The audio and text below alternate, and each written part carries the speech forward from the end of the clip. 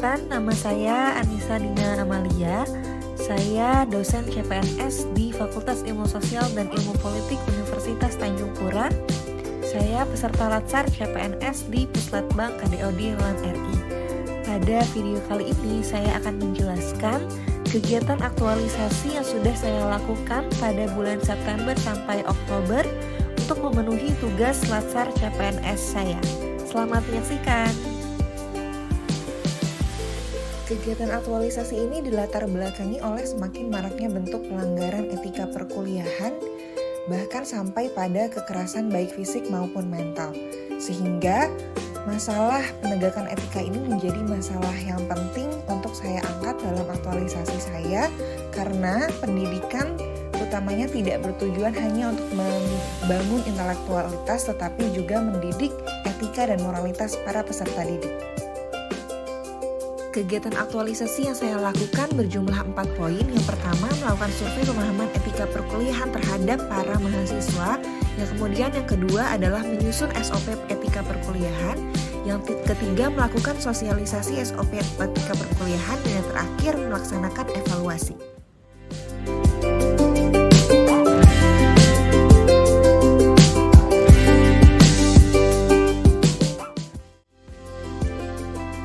Melaksanakan kegiatan survei, pertama-tama saya melakukan konsultasi dengan mentor saya terlebih dahulu untuk menentukan pertanyaan-pertanyaan apa saja yang perlu saya ajukan dalam survei kepada para mahasiswa selaku pemangku kepentingan dalam kegiatan ini. Kemudian saya menuangkan poin-poin pertanyaan yang sudah disepakati tersebut ke dalam form Google Forms yang sudah tersedia. Kemudian juga menyebarkannya melalui grup-grup kelas via WhatsApp group dan juga melalui BEM Fisik Untar.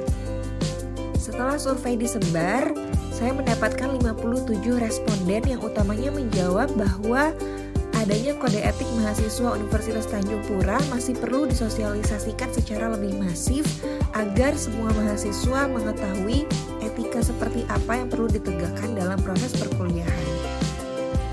Dari jawaban dan saran yang diberikan oleh para mahasiswa dalam survei, saya membuat rencana tindak lanjut survei yang dikonsultasikan bersama dengan mentor untuk memastikan bahwa survei yang sudah dilakukan akan ditindaklanjuti secara baik dalam kegiatan kedua dan ketiga.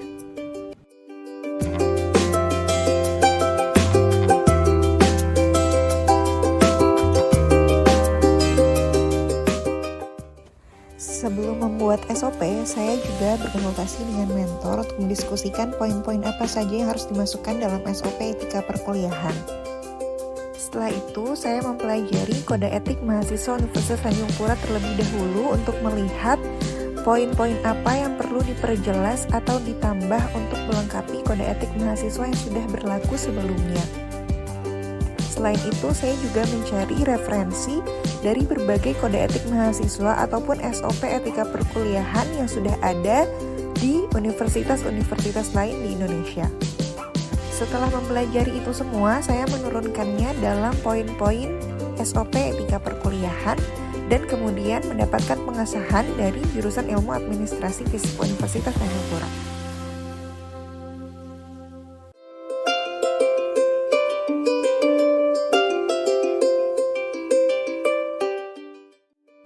Setelah SOP dibuat dan mendapatkan pengesahan, saya membuat langkah-langkah untuk mensosialisasikan SOP tersebut dengan terlebih dahulu berkonsultasi dengan mentor.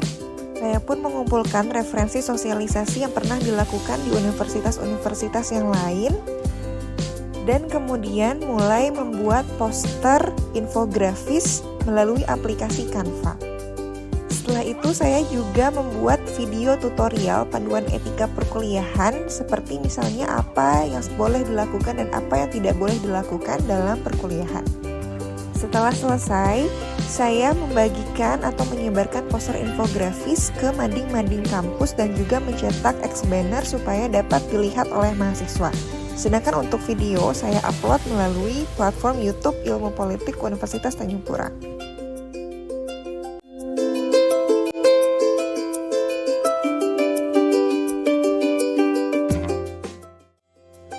Pada kegiatan terakhir, saya berkonsultasi dengan mentor untuk mempersiapkan evaluasi terhadap proses sosialisasi etika perkuliahan yang sudah dilakukan.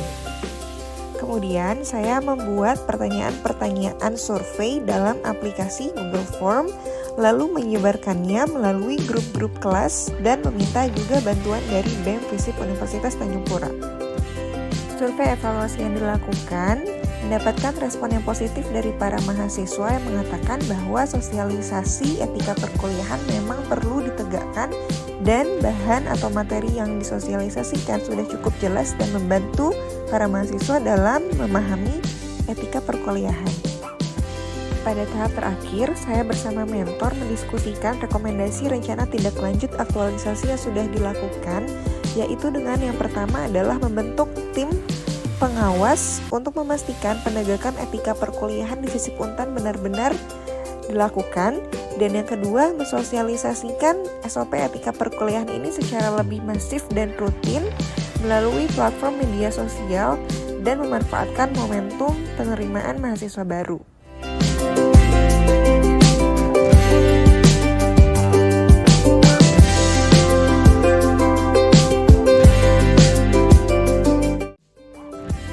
Demikian laporan kegiatan aktualisasi yang saya lakukan untuk pemenuhan tugas Latsar CPNS di Puslatbang KDOD LAN RI. Saran dan masukan dari teman-teman sekalian sangat berharga. Terima kasih. Wassalamualaikum warahmatullahi wabarakatuh.